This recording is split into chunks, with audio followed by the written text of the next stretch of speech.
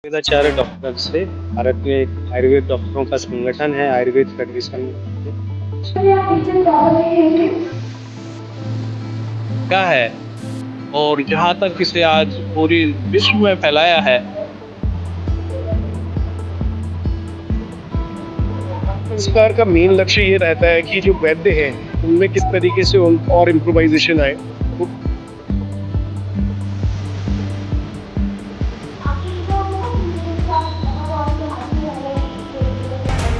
नमस्कार, आप देख रहे हैं देवभूमि स्टार न्यूज और मैं आपके साथ विशाल गोस्वामी। आज हम खड़े हैं निष्काम सेवा ट्रस्ट में भूपतवाला पे, जहां पर आप देख सकते हैं कि यहां पर आयुर्वेद जो कॉन्सेप्ट है वो लेकर यहां पर आए हैं और आप देख सकते हैं यहां पर वर्कशॉप चल रही है। और सबसे बड़ी बात यहां पर यह है कि जो इनका हेडिंग है वो है जीना सीखो। सबसे बड़ी बात यह है। और आजकल देख रहे हैं कि लाइफस्टाइल जो है वो बहुत खराब हो चुकी है, खान पीन हमारा बहुत खराब हो चुका है, जिसके लिए यहाँ पर ये वर्कशॉप लगाई गई है कि किस प्रकार से हमें क्या क्या लेना चाहिए, क्या नहीं लेना चाहिए। क्योंकि आप देख रहे होंगे कि जिस प्रकार से हरिद्वार में और भी जगह, पूरे इंडिया की बात करूं तो चलते चलते आदमी को हार्ट अटैक आ रहा है, वो क्या कारण है, आइए जानेंगे क्या कुछ कह रहे हैं।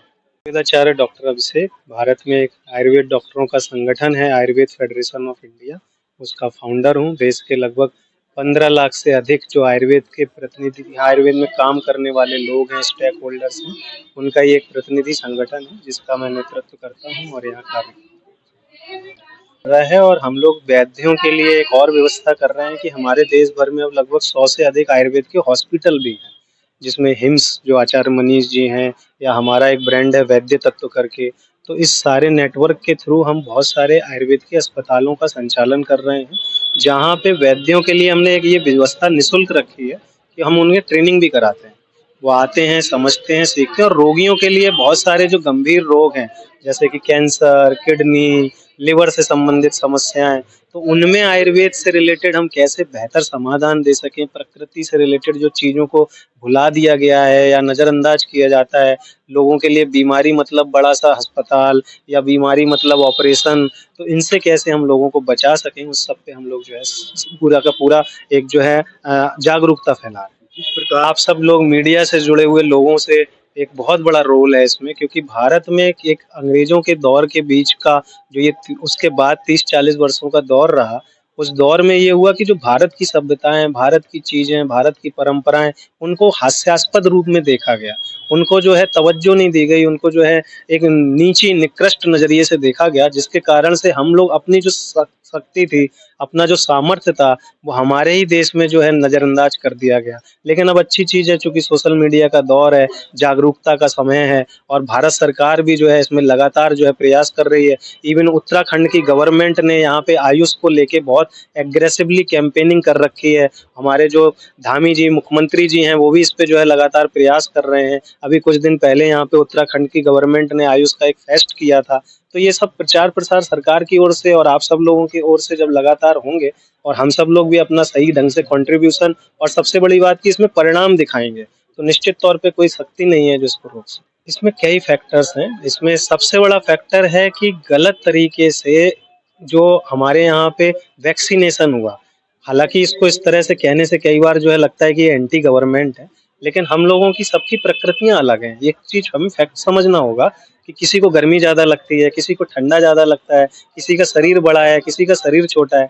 लेकिन चिकित्सा में जब औषधि इस तरह से प्रयोग की जाती है, तो वो सभी जगह सेम दवाई दी जा रही है, जिससे क्या है कि हर किसी को वो दवाई सूट नहीं करती। और यहीं पे आयुर्वेद और प्रकृति काम करती है कि हर किसी के शरीर के हिसाब से कस्टमाइज्ड तरीके से अगर कुछ उनको औषधि दी जाए तो उसके परिणाम ज्यादा आते हैं। तो एक तो फैक्टर है कि इस तरह के इम्यूनाइजेशन जो कुछ भी दिमाग लगाए बिना उसको शुरू कर दिया जाता है, उसके परिणाम भी हैं। दूसरा, आहार बहुत विकृत हुआ है। आज की डेट में बहुत सारी चीजें पैकेट में आने लगी हैं, हर चीज में प्रिजर्वेटिव डाले जा रहे हैं। यहाँ तक कि जो हम फसलें उगा रहे हैं उसमें भी पेस्टिसाइड्स और केमिकल्स का बहुत हाई मात्रा में प्रयोग हो रहा है। और लोगों ने क्या किया, अपने घरों में भी जो है प्रिजर्वेशन शुरू कर दी फ्रिज वगैरह में। पुराने जमाने में जो आप सब लोगों ने अपने दौर में कभी भी इस तरह से अपने फूड को नहीं रखा होगा, बनाया, खाया और खत्म, बचा भी तो अपने जानवर को दे दिया। लेकिन अभी क्या हो गया है कि वो कुछ भी 2-2 दिन 3-3 दिन रखा हुआ है फ्रिज में, वो चले जा रहा है। और बहुत सारी ऐसी डाइट जो शरीर के लिए उपयोगी नहीं है उसका उपयोग हो रहा है। आप इवन अभी कोल्ड ड्रिंक्स के बारे में गूगल करेंगे तो कई कंट्रियां बर्बाद हो रही हैं, कैंसर्स जो हैं उनकी वजह से फैल रहे हैं। किसी एक पर्टिकुलर ब्रांड की बात नहीं है, उन्होंने 10-10 रुपए 20-20 रुपए में जो है वो 1-1 लीटर बोतल प्रोवाइड करना शुरू कर दी है। उससे क्या हो रहा है, लोग पानी की जगह उसे पी रहे हैं। वो उसका जो फेज है उससे उन्हें मजा आ रहा है, लेकिन उससे कितनी बीमारियां अंदर, कितनी ज्यादा एसिडिक चीजें बढ़ रही हैं। और जब कभी भी बॉडी में ऐसी चीजें ज्यादा जाती हैं तो जो एल्कलाइन नेचर है हमारे प्रकृति शरीर का, जो प्राकृतिक रूप से, वो बिगड़ता है और उससे क्या है, रोग बढ़ते हैं। तो ये जो चलते फिरते जो आपने प्रश्न पूछा कि लोग गिर रहे हैं, तो इसमें ये सारे फैक्टर्स जो हैं इम्पोर्टेंट जिम्मेदार हैं, और आहार इसमें बहुत जिम्मेदार है। लगातार प्रयासरत हैं और इस पूरे के पूरे मिशन में एक और आप सब लोगों से मैं अपील करूंगा कि जो भी स्वदेशी भारत की चिकित्सा पद्धति, आयुर्वेद, नेचुरोपैथी, प्राकृतिक चिकित्सा, इन सब में कार्य कर रहे हैं, वो सब लोग संगठित हों। क्या हुआ, अंग्रेजों ने हमें एक जो है ना गुलामी की मानसिकता दे दी और हम अपने आत्ममुग्धता में आ गए और हम लोग अकेले एकल एकल प्रयास करने लग गए। उससे क्या हुआ कि सारे लोग जो, अगर अंग्रेजी पैथी के लोगों को आप देखेंगे, वो झुंड में काम कर रहे हैं, वो एग्रेसिवली एक साथ जो है एकजुट होके कर रहे हैं। आपने अभी देखा होगा कि बाबा रामदेव के पीछे कैसे ये फार्मा लॉबी पड़ गई। किसी व्यक्ति का हमारी कोई सिंपैथी नहीं, अगर किसी ने गलत किया भारत के कानून के हिसाब से उनके साथ पूरे के पूरी जो है वो कार्रवाई की जाए, लेकिन किसी एक व्यक्ति को विशेष को निशाना बना के जब कोई काम किया जाता है तो ये निश्चित तौर पे क्षति पहुंचाता है। तो इस समाज में जुड़े हुए सारे लोग जो भारतीय परंपराएं, सनातन, आयुर्वेद, इन सब पे कार्य कर रहे हैं, वो एकजुट हों और एक साथ मिलके एक जगह पे प्रयास करें। और ये भी नहीं कर सके तो जो लोग प्रयास कर रहे हैं कम से कम उनकी राह में रोड़ा ना अटकाएं। ये हमारा एक आप सबसे एक अनुरोध है कि ये किया। प्रथम परम पूज्य स्वामी जी महाराज और श्रद्धेय आचार्य जी महाराज की सूक्ष्म उपस्थिति को नमन करते हुए आयुर्वेद के विषय में जो भी कहना चाहूँगा कि मुझे लगता है कि परम पूज्य स्वामी जी महाराज ने आयुर्वेद के लिए जो किया है और जहाँ तक इसे आज पूरी विश्व में फैलाया है, उसके लिए हम सब उनके हमेशा ऋणी रहेंगे। आयुर्वेद एक जीवन शैली है, आयुर्वेद केवल चिकित्सा नहीं है, आयुर्वेद तो पूरी की पूरी जीवन शैली है और मानव को धर्म, अर्थ, काम और मोक्ष सबसे युक्त कराती है। धर्म से भी, अर्थ से भी, काम से भी और मोक्ष तक पहुंचाती है। तो इस आयुर्वेद के लिए जो वैद्य संस्कारम की द्वारा वर्कशॉप की गई है, इसके लिए प्रशांत तिवारी जी और एक डॉक्टर साहब, उनके जो सहयोगी हैं, हम उन सब का बड़ा बड़ा धन्यवाद, बहुत बहुत धन्यवाद और आभार व्यक्त करते हैं कि उन्होंने इस हरिद्वार की नगरी में आके इतनी सुंदर, इतनी खूबसूरत वर्कशॉप का आयोजन किया है। और कामना करते हैं आगे भी वो इस तरह से करते रहें। तो पतंजलि का पूरा सहयोग पूज्य स्वामी जी, पूज्य आचार्य जी महाराज की तरफ से सब वैद्य संस्कारम के लिए हमेशा रहेगा। धन्यवाद। संस्कार का मेन लक्ष्य ये रहता है कि जो वैद्य हैं उनमें किस तरीके से और इम्प्रोवाइजेशन आए, वो किस तरीके से जो ज्यादातर पेशेंट्स हैं उनसे कैसे कनेक्ट कर पाए और पेशेंट्स को किस तरीके से प्रॉपर लाइफस्टाइल, प्रॉपर अंडरस्टैंडिंग और किस तरीके से आयुर्वेद समझना और जीना चाहिए, उन चीज़ों के बारे में ये मेनली ये सेमिनार रखा गया। इसमें ये ज़्यादातर लोग जो पूरे भारतवर्ष में हम देख रहे हैं कि महाराष्ट्र से, गुजरात से, जम्मू से और तमिलनाडु से, इस तरीके से पूरे भारत से यहाँ पर वैद्य उपस्थित हुए हैं और कलेक्टिवली 200 वैद्य वैसे लिए गए हैं जो कि प्रैक्टिस करते हैं और प्रैक्टिस की तरफ उनका ओरिएंटेशन है। तो वैद्य संस्कार का मेन मकसद यही रहा है कि लाइफस्टाइल को किस तरीके से लोगों तक पहुंचाया जाए और वैद्यों को, एक वैद्य जब ट्रेन होता है तो लाखों लोगों को वो अच्छी लाइफस्टाइल और अच्छी आयुर्वेद की शिक्षा दे पाता है, क्योंकि वैद्य का मेन मकसद यही रहता है कि आयुर्वेद को किस तरीके तक लोगों तक पहुंचाए। बारे में इस चर्चा रही, संस्कारों का मेन मकसद यही रहा कि हमारे जो फास्ट वे हैं, आयुर्वेद किस तरीके से फास्ट काम कर सकता है, यानी कि उसकी कॉन्सेप्टोलॉजी अच्छी ठीक करके साथ ही साथ लाइफस्टाइल में उनकी टाइमिंग को ठीक करके आयुर्वेद के जो कॉन्सेप्ट उनको फास्ट और ज्यादा इफेक्टिव कैसे बनाया जाए, इसी पे पूरे दिन चर्चा थी।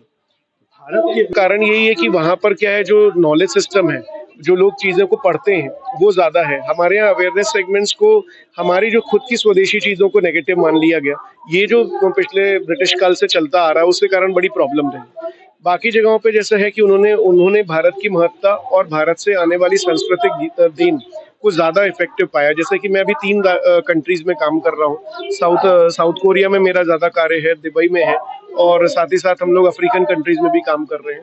वहाँ हम ये देख पा रहे हैं कि वहाँ के जो लोग हैं वो ज़्यादातर आयुर्वेद को पढ़ते समझते हैं और उसे पूरी डेडिकेटेडली, मतलब कि उसी लाइफस्टाइल में ढलना चाहते हैं। विदेशियों को एक्चुअली प्रॉब्लम क्या है, यहाँ पर जो कुछ सेगमेंट्स है जैसे कि आयुष्मान स्कीम और ऐसी कुछ स्कीम्स अगर ज़्यादातर आईपीडी हॉस्पिटल्स में हमें मिलने लग जाएंगी तो आयुर्वेद की तरफ रुझान बहुत है, लेकिन उसके रास्ते और उसकी कठिनाइयाँ ये हैं कि उसकी कॉस्टिंग बढ़ती है, इसीलिए भी पेशेंट डाइवर्ट नहीं होते। लेकिन जैसे ही हम ये कोशिश करते हैं कि जैसे फैसिलिटीज मिलती हैं सीजीएचएस के माध्यम से या फिर सभी चीज़ों की हेल्थ स्कीम्स में, तो हेल्थ इंश्योरेंस के माध्यम से ये एकदम से बूस्ट हो रहा है। और मुझे लगता है कि आने वाले 25 वर्षों में हम आयुर्वेद फिर से यहाँ की प्रथम चिकित्सा पद्धति बनेगी।